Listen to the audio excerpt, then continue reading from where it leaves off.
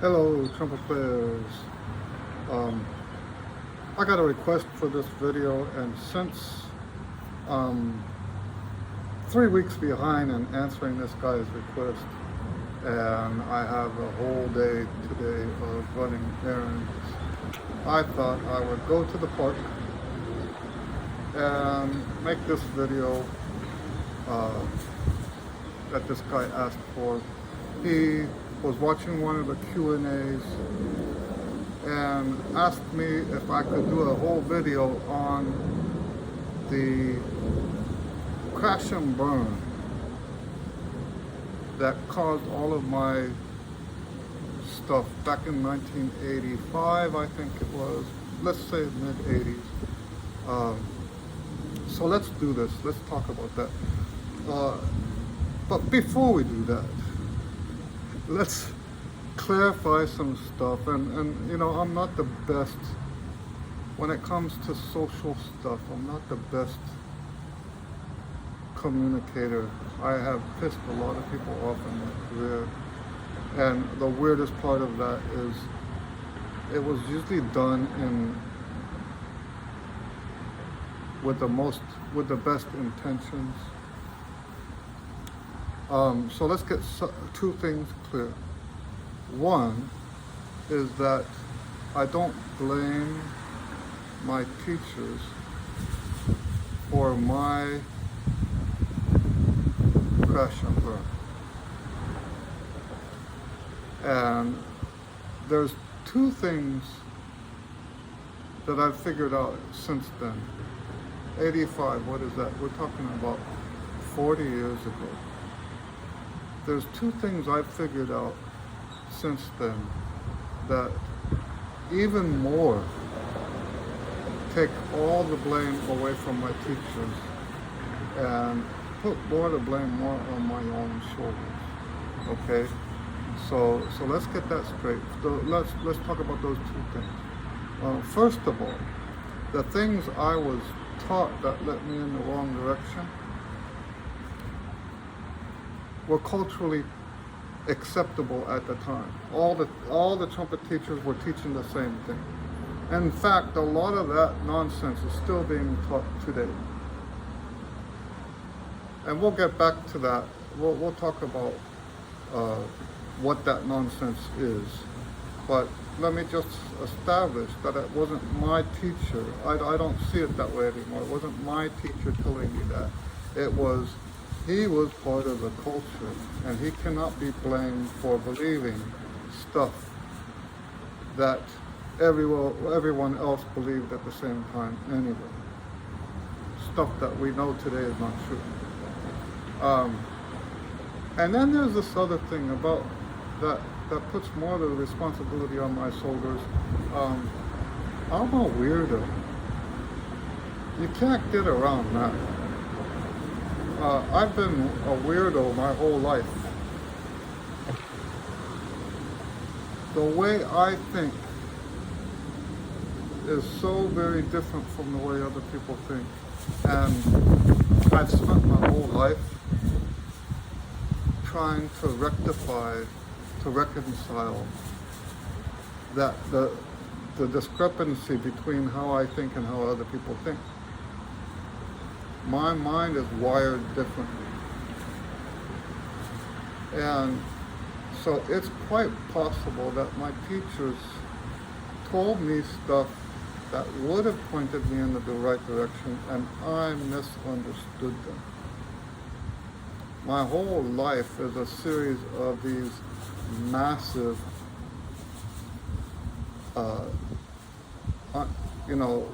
lack of, let's call them misunderstandings. And my hair is like going crazy in this wind. Anyway, so yes, I thought I was doing what I was supposed to do. I don't think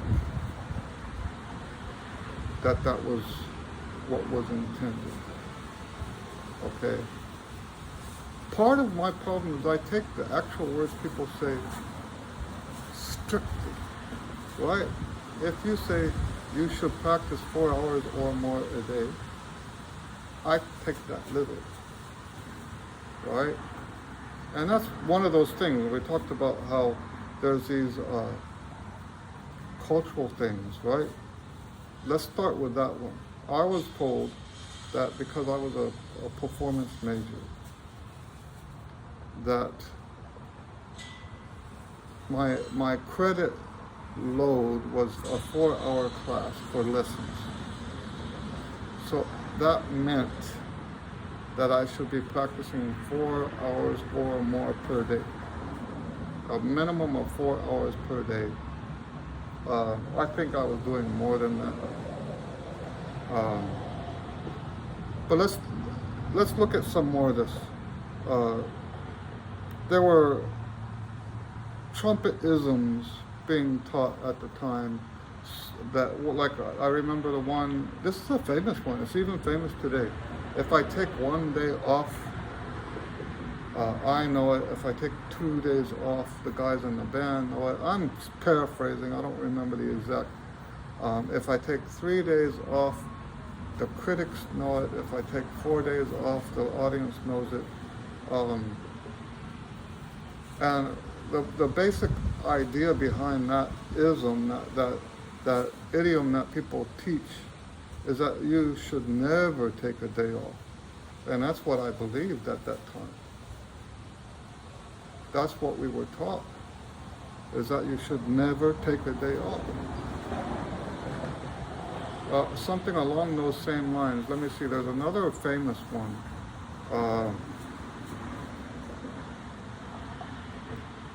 Here's another one that I was taught, is if you want to be competitive, that you have to practice more than the other guy. That the more time you spend practicing, the better you're going to be as a trumpeter. Okay? But both of these are untrue. We've covered 3 of them now. All 3 of them are untrue.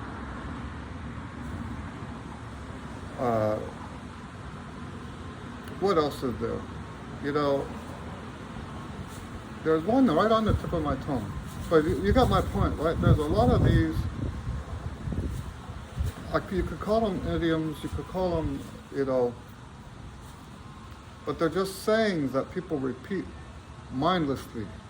People talk about don't be mindless in your practice. This is the mindlessness you want to avoid. These mindless sayings that people just propagate everywhere, that mean actually nothing, that have no truth to them.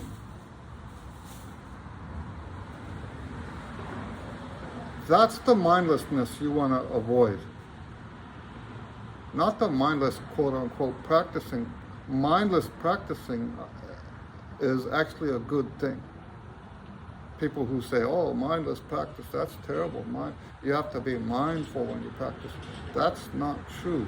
The only time you should be mindful when you practice is when it's something you're just learning now.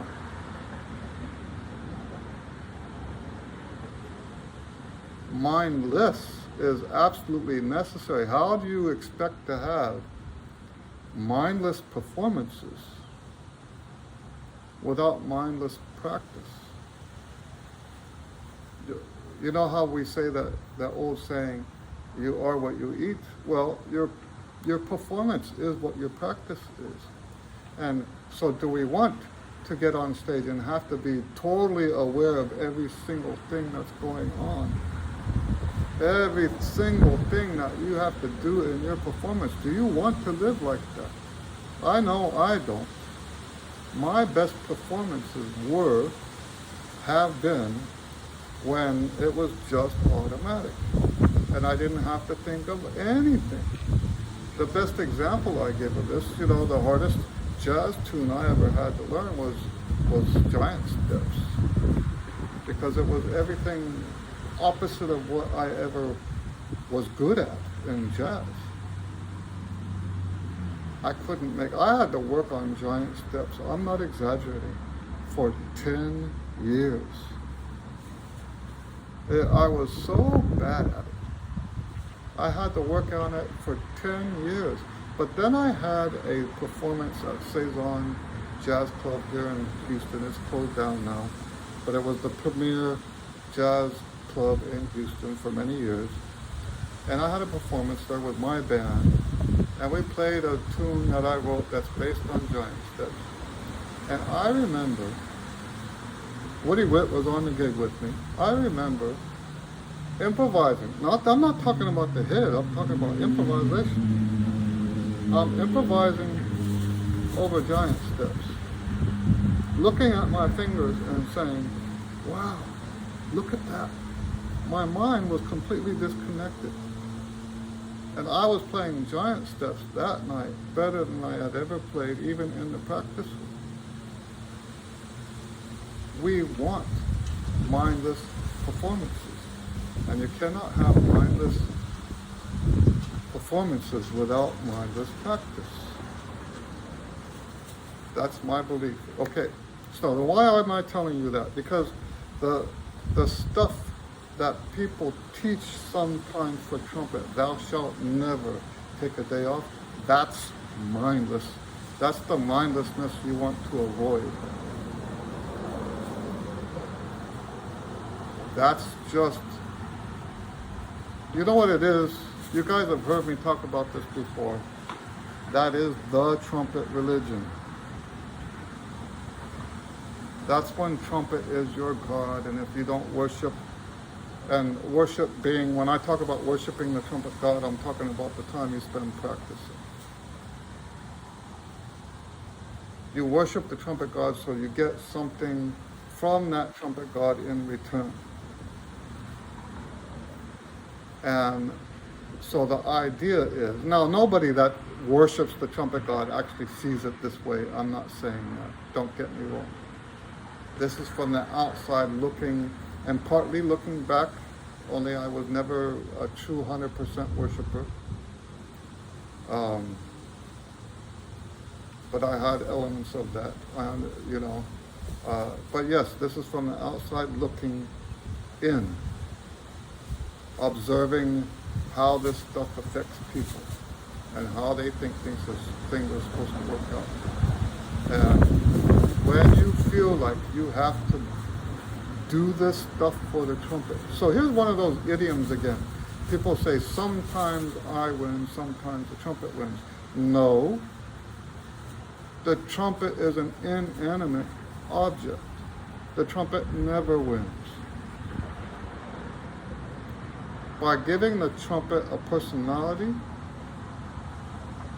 you're taking something and making it alive when it's not alive. And we all know that what plays the trumpet is your mind.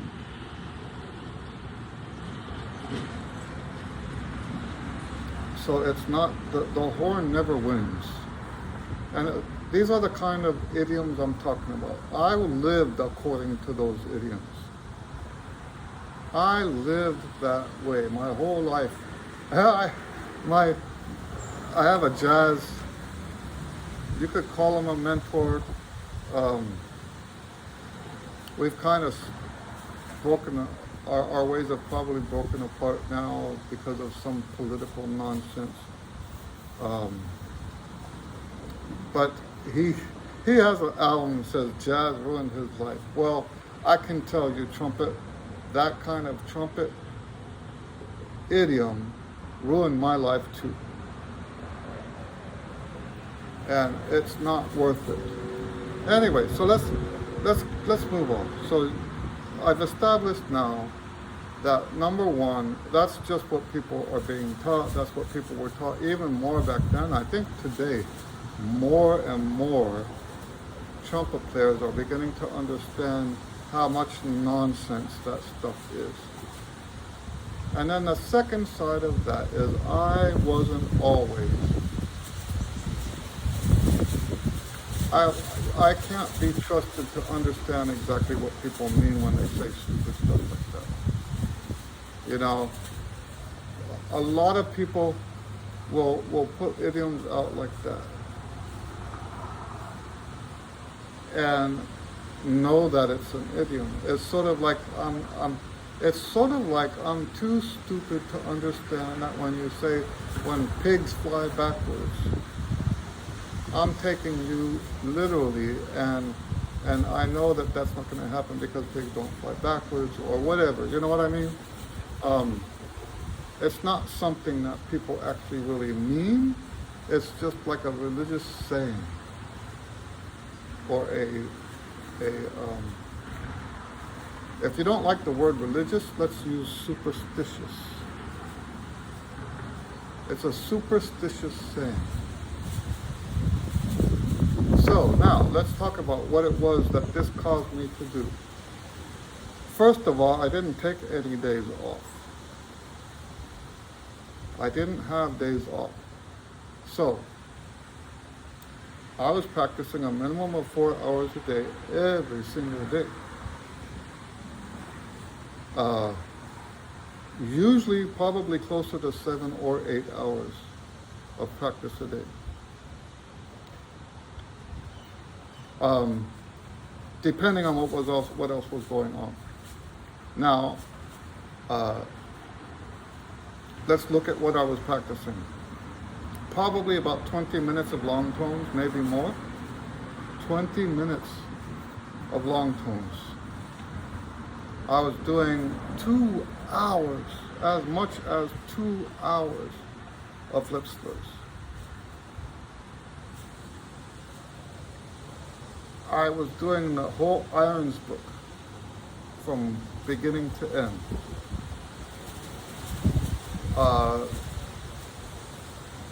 I was also, among all of that, I was also doing the Ernest S. Williams daily routine thing. I forget what it's called, maintenance and all that. I forget the name of the title of the book.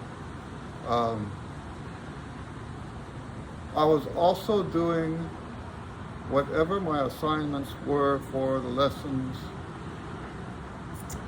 We had the philosophy back then that you didn't practice your ensemble music because the ensemble music was of a less skill level, a lower skill level than the work you were assigned for lessons. So the ensemble music should be sight readable, and for the most part, that's how it was. I rarely ever practiced ensemble music, but I did invest a lot of time in practicing etudes. We were assigned as many as 10 etudes per week as a performance major, and I did a lot of that. And it was rare for me to not have all 10 completed. Sometimes I fell short, but it was very rare for me to not have all 10 completed. So if you can just imagine how much practice time, and here's another thing. You know, I teach the 3 levels of rest, and that first level is rest as long as you play. Now look at all those hours that I was practicing. And now imagine that I'm not taking the horn off my lips at all. My lips were so bruised. I had like a permanent purple mark on both sides. Permanent. I thought it was permanent because it was there for so long. It was there for like 10 years of my life. I had a purple bruise where the mouthpiece goes. You know, that went away when I changed all this. It went away. It was gone. What never went away was I have an indentation here where the tissue is just gone, and it never grew back. I have an indentation right here. Not on the other side because I play off to the left.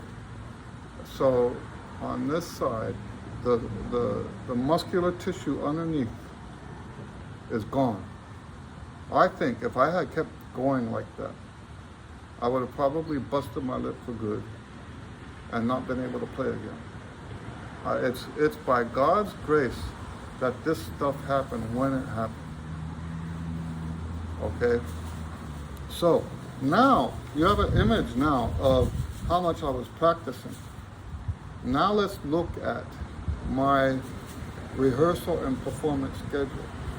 I was in, at the time when this crash and burn scenario happened, I was in 12 different ensembles that rehearsed at least once a week. So we're looking at a minimum of 12 hours a week. However, I was in the jazz band, which rehearsed 5 days a week. I was in the symphony orchestra, which rehearsed, now I'm talking about the university orchestra. I was also in the symphony orchestra, the professional orchestra, the El Paso Symphony Orchestra. I was in that at the same time.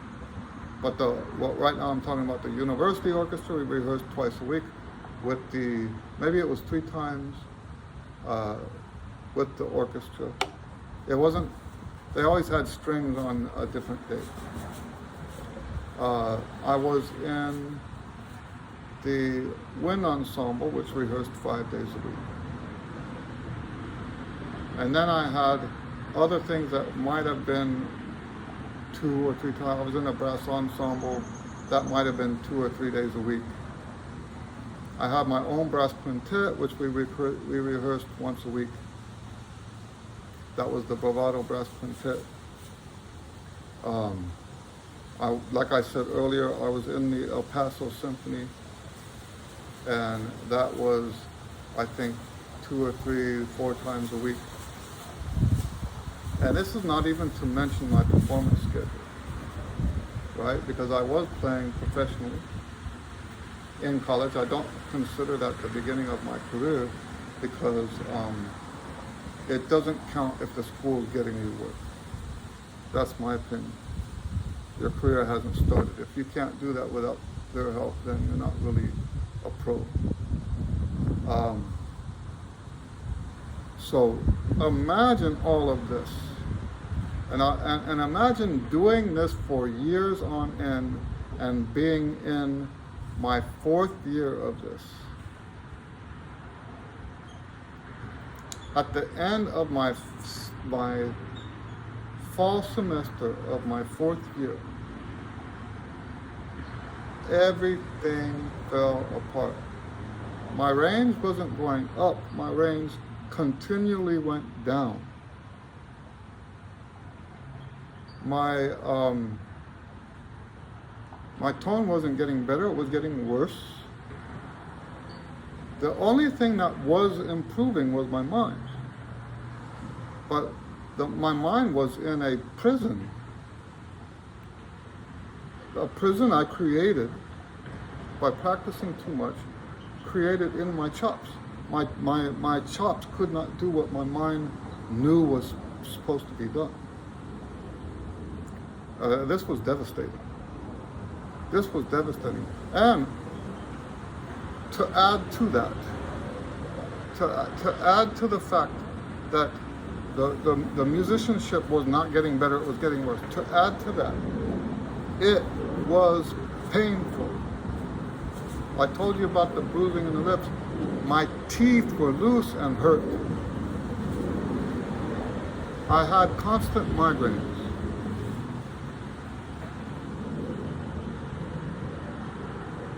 It was miserable.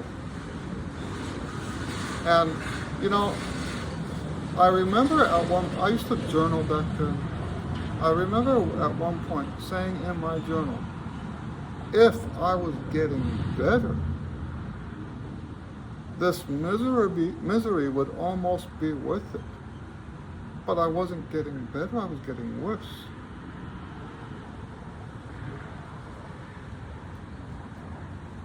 And I had a very, very, very bad semester, that fall semester, so bad that I had decided that I was going to quit trumpet. No more trumpet for me. And you know, this, I've known all along, trumpet is my calling. God wants me to play trumpet. But that wasn't it. There's no way God wanted me to do that. There's no way. That wasn't a take up your cross thing, right? So, no, it was miserable. And I quit. I actually physically put the trumpet in the closet. I put it in the case, put it in the closet. I had no intention of ever pulling it out again. And I went on a road trip. Living in El Paso at the time, I drove solo. I drove by myself to Pennsylvania to visit both grandparents. And spent 2 weeks out there. And then drove back. I was going to finish off school, but not as a music major. And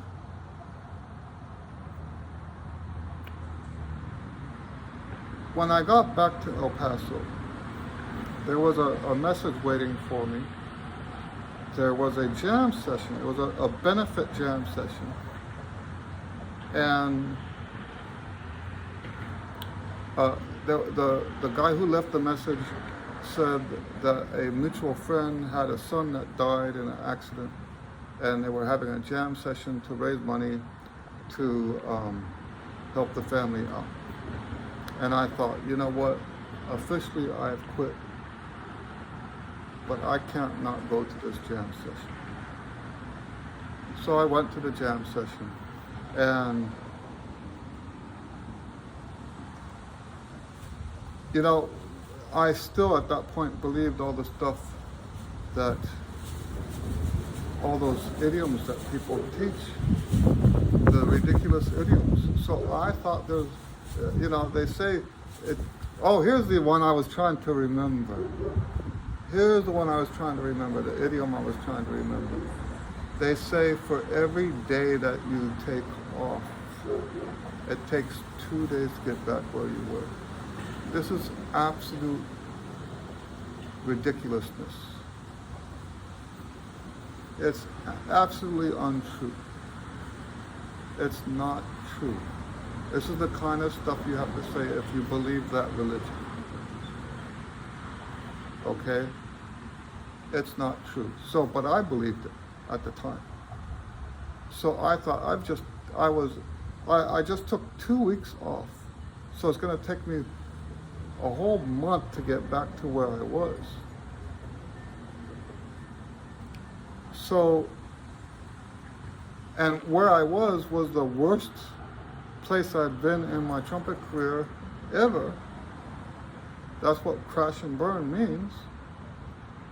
So according to what that idiom says, there's no way I would have sounded good at this jam session.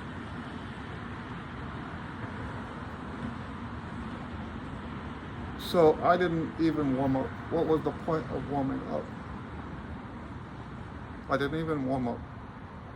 And I got on stage expecting to sound really terrible. And I'm playing the head. I don't remember what tune it was. I'm playing the head. And as we get into the head, I'm thinking, wow. This was like the best I've sounded in years. All of a sudden, I sound like a real trumpet player. All of a sudden, all that crash and burn is gone. And then I get to improvise, and that was great too. I mean, great comparatively to how things have been going.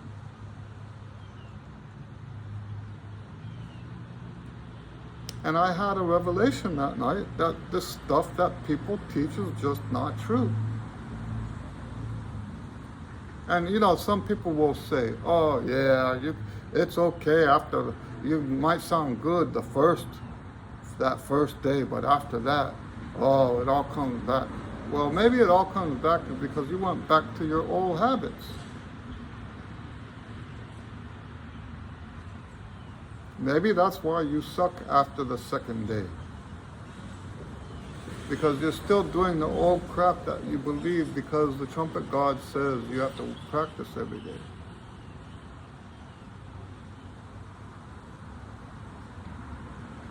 So no, none of that stuff is true. You know, I used to blame myself for being so trusting of what the teachers told me and never questioning. But now I blame myself for even thinking that stuff that people say is true. Anyway, so no, these idioms that people toss around like that, and we have it in jazz too, right? You have it in jazz. One of my favorites to talk about in jazz is that they say, a great improviser never repeats himself. What ludicrous! That's absolutely untrue. Great jazz players are constantly and always repeating themselves. So there's all kinds of these dumb sayings, and people with a mind like mine. And when I say I'm wired different, part of it is this whole INTP thing. If you guys know what the Myers-Briggs personalities are, INTP is sort of a rare personality type out of the 16 types. And now that I know more about the INTPs, I understand why I misunderstood them. I understand now why I took these, what were really just idioms, why I took them so seriously. Like, so literally and seriously. I took them word for word to mean what they actually said, and that's not how that stuff works. And maybe I'm still at fault for even thinking of it that way. Maybe for me to say those things are not true is actually not true because nobody ever thought of it that way anyway. You know, my personality takes those actual words and says, so when you say it takes 2 days to get back to where you were for each day that you took off from practicing, if you say that, I'm thinking literally that's what it means. 2 days to get back to where you were, literally and practically.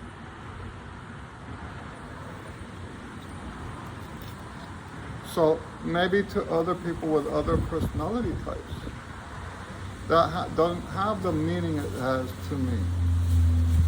Maybe it's more of an emotional statement that didn't mean to sound more mathematical than what it, you know what I mean? Because that, you use numbers for, you know, you're saying it takes twice as long. Well, yeah, so.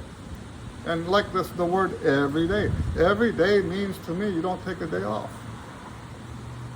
And maybe people don't actually mean that. Maybe they mean you should try to take practice every day.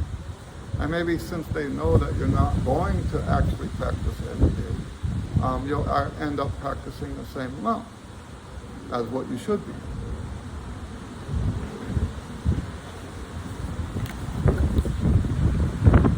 But I take everything literally as people say them. I still do today. And I have to, my first thought is, that guy just said this literal practical thing. My second follow-up thought has to be, now wait a second. You know that people don't really mean what they say. You know, that the actual words they say don't actually have the actual meaning that those words mean. That they're just making an emotional statement. They're speaking out of their fears, they're speaking out of their desires. But yes, I think that's what happened to me, is I took all of those idioms too literally and followed them as a practical guideline,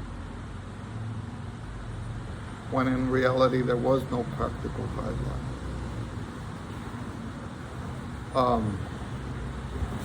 Now, here's the good news.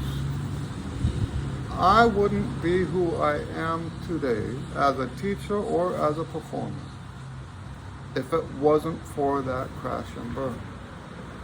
I did that jam session, and then I realized what I was taught was not true. Let's reword that.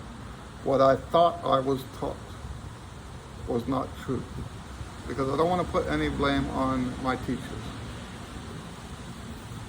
I love them. I appreciate them. I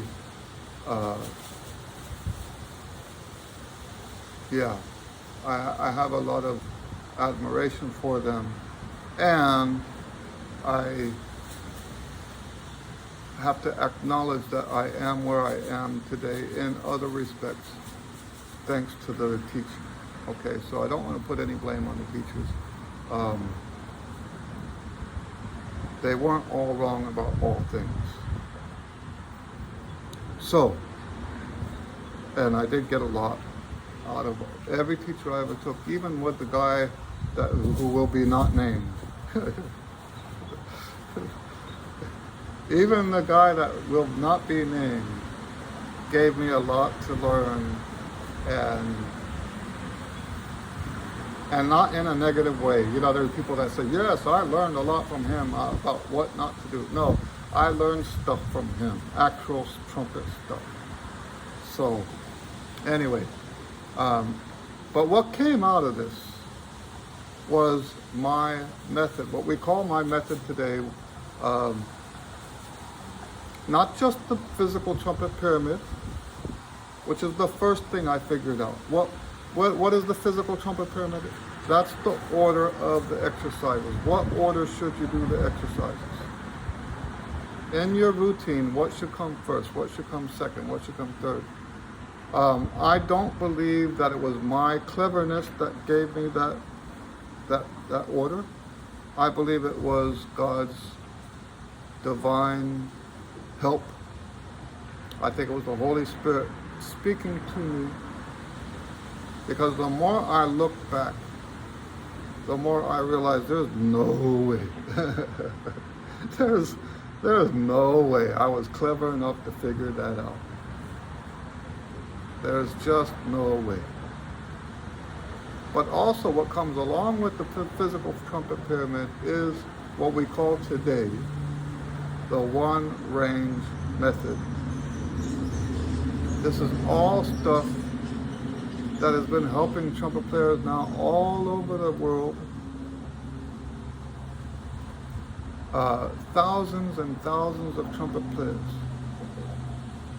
are using a combination of these two methods, right? The physical trumpet pyramid and the one range method. Now the one range method is like the overall method.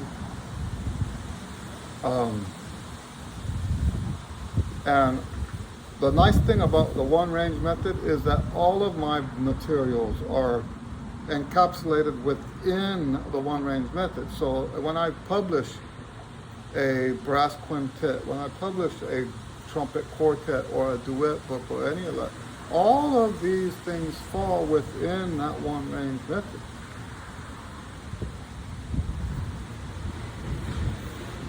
And none of that would have happened if it hadn't been for my crash and burn scenario. Because what happened when that jam session was over, it gave me so much. I had a clean slate all of a sudden. And I started doing things in my practice time that made sense to me. I rebuilt my embouchure. Back then I didn't like to call it an embouchure change, because I knew that it was essentially something much more inclusive, much more grand than just an embouchure change. It was as if I was starting trumpet all over again. Now I got in trouble because I didn't tell anybody what I was doing. So I went back to school that next semester as a beginner. I went back to school with the trumpet chops of a beginner. At first, what I was doing was switching between the old new embouchure and the new embouchure. But that only lasted a week or two before I forgot how to play the old way. And the new way wasn't good enough to, I was first chair in the wind ensemble. We were going to San Antonio for a contest. Not a contest, a performance. I had solos. And I was accused in one of the rehearsals of sabotaging the performance. And I told you earlier in this video that I've never been good at handling the social side of this stuff. Nobody knew the struggles I was going through at the time, physically in my form. I was rebuilding from scratch.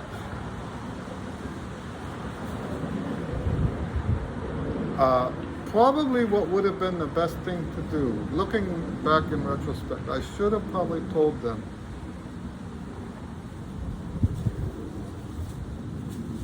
I need to step down from first chair. I don't know why I didn't do, like I told you, my mind isn't like that. I don't think in social terms like other people think. If you look up what the qualities of an INTP, we've got none of that. We don't have social awareness. We don't have, it's so bad. I read this, and I used to tell people that I thought I was borderline Asperger's, right? It's so bad that it's a common misdiagnosis that INTP people with my personality are often misdiagnosed as being Asperger's. Asperger's, if you don't know what Asperger's is a type of autism. And it's the way you know someone has it is they have no sense of social cues. I've been this way my whole life. This is my personality. I struggle socially. I have always struggled socially. If you're giving me signs, I'm not gonna see the signs. And part of what comes with that is that I don't know how to behave in a lot of situations like that. I offend a lot of people in social settings.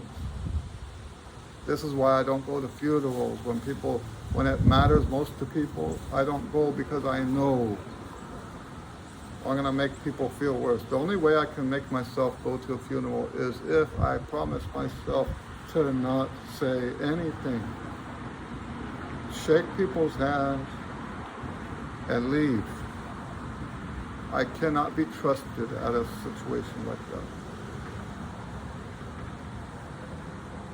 So, looking back at that rehearsal where they accused me of wanting to sabotage the ensemble.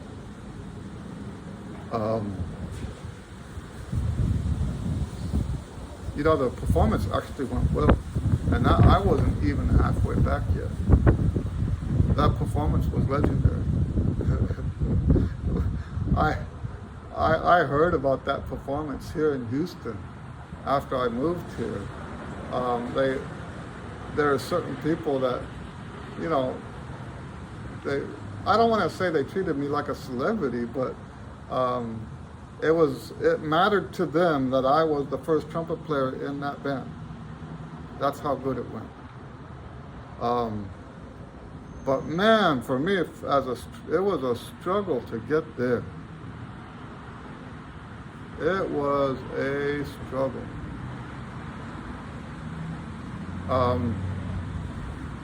But by that time, I had already pissed off just about everybody that could be pissed off. And I didn't know how to handle that. Anyway, so that's a tangent. I know this is a long video already. Let me wrap this up. What happened after that? I did figure things out, but here's the thing. And I still say that God inspired me to figure them out. I do think it was divine through the Holy Spirit, but I had to put the effort in. So it was more like one of those issues where at every fork in the road, the Holy Spirit told me, turn left, turn right. That's what I mean by divine. I'm not, when I say divine, I don't mean that I was hit with a magic wand and the ideas were all there. No, it happened step by step. And I do believe that the Holy Spirit was with me for each step of the way, saying, turn left here, turn right there, hypothetically, right? Metaphorically. So,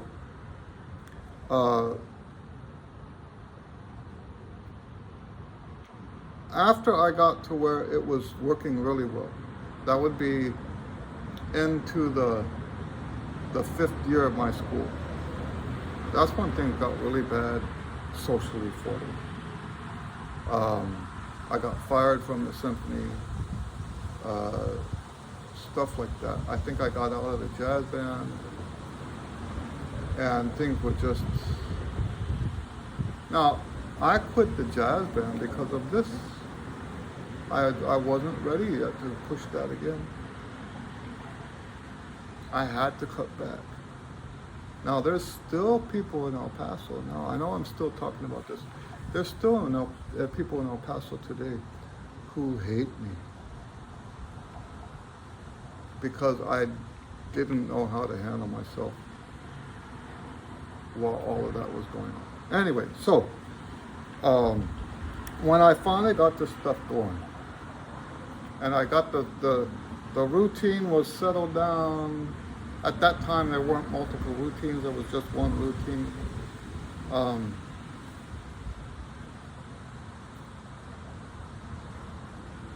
What am I saying? Oh, I had decided I wanted to go into the Army. I didn't know yet that my ears were so bad that that wasn't possible.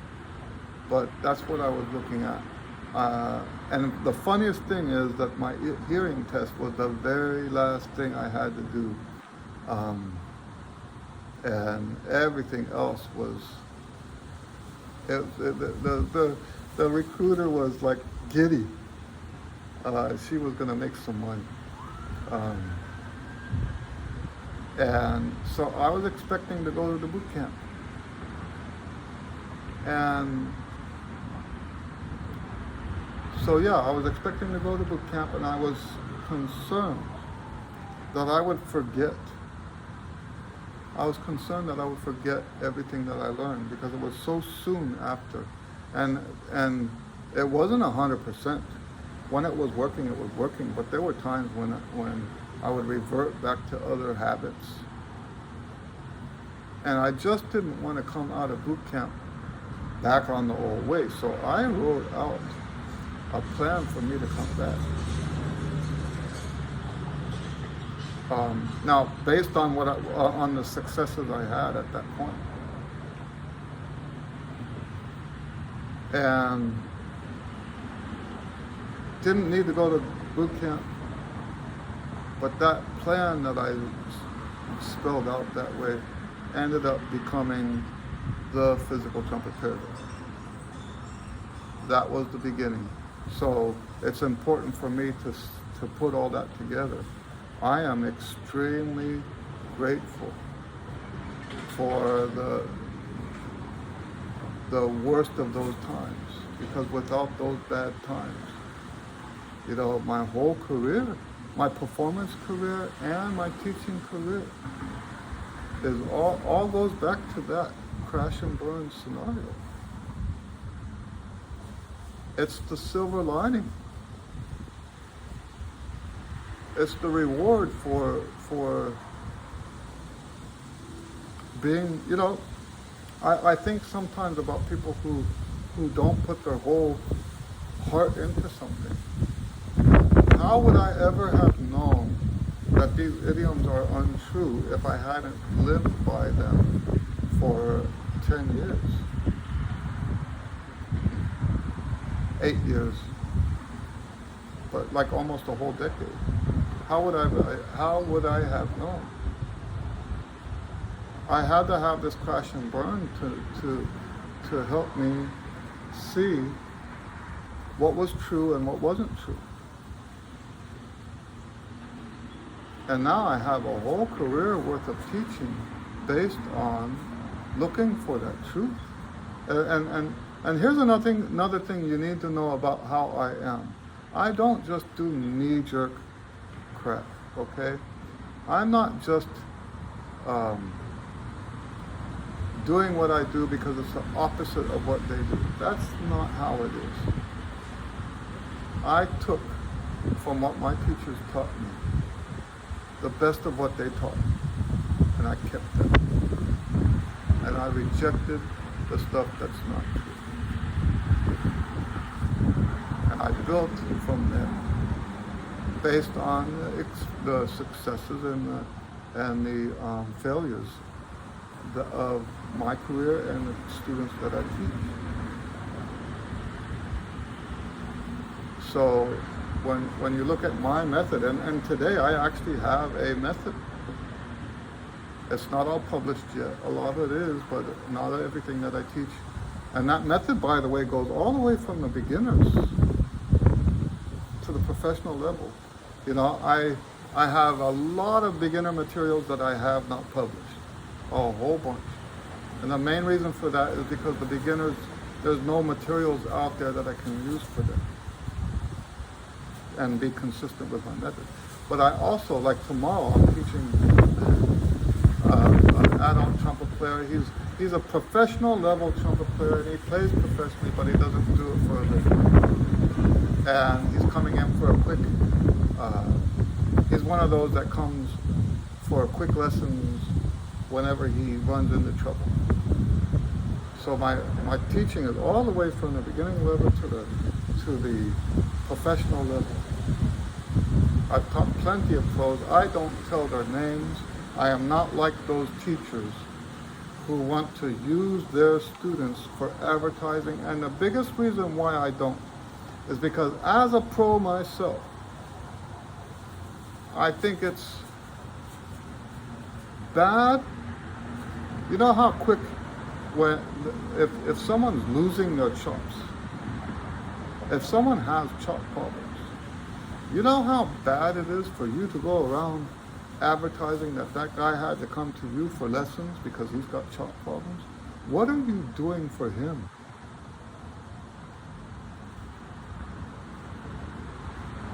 I think that's like the most irresponsible thing you can do for someone that trusts you. To use that person for you to try to get more lessons, I think it's despicable. That guy is relying on. So no, I've never in my whole career told people who the pros are that come to me. Maybe you can say, well, shame on you. You're probably just not teaching pros. Well, I don't need you to believe it. Anyway, and the reason I'm talking about that is this crash and burn has ended up blessing people all across the whole spectrum, from the beginners all the way to the pros. I have had some pros tell people that my book made a difference. Two local pros, like two of the top local pros, older gentlemen.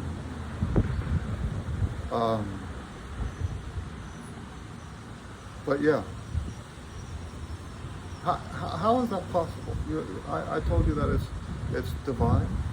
How is it possible to not be divine? These guys, these two pros that I'm talking about right now, one of them was a teacher of mine, and one of them is a good friend. But they're both better trumpet players than I am. They're both more experienced. They're both more successful. And yet, both of them have said that my method that came out of that crash and burn, my method is what got them through it.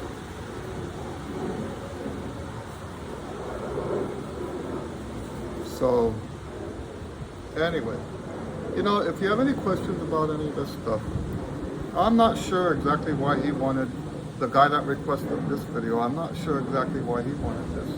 I probably went a little bit overboard on the detail. I didn't expect it to be an hour long. I apologize for that. But this, the more I got to thinking about it, the more I thought, this really is the keystone moment of my whole career. If it hadn't been for this crash and burn, I wouldn't probably even have this YouTube channel.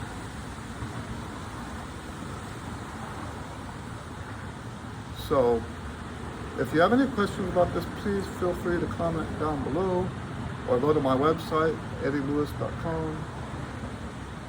That's EDDIELEWIS.com. And we've got a contact form there. You can contact me there.